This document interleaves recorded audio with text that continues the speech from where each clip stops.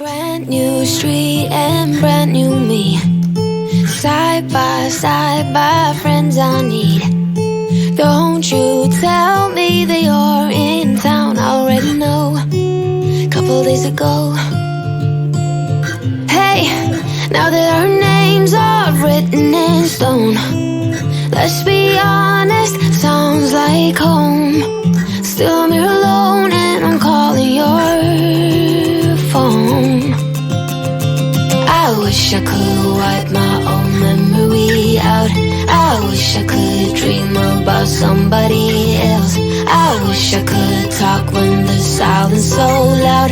I wish, oh I wish I could wipe my own memory out. I wish I could do something that will make sense. I wish I would know what you're thinking about. I wish I could wipe my own memory out.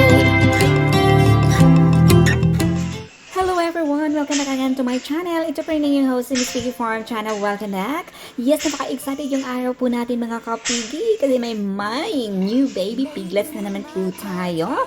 Thank you na naman po sa ating mga saw, no? Sa ating mga galing na inahin mga kapigi. Buhay-buhay po lahat yung mga anak nila mga kapigi.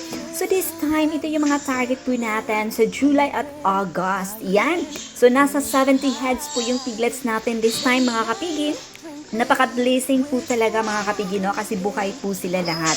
Ito po kasi yung kulungan po natin mga kapigi. Ang makapasok lang dito is technician lang natin. And of course tayo, kung tayo po ay siyempre nag-check up ng ating mga inahin at saka yung piglets po natin.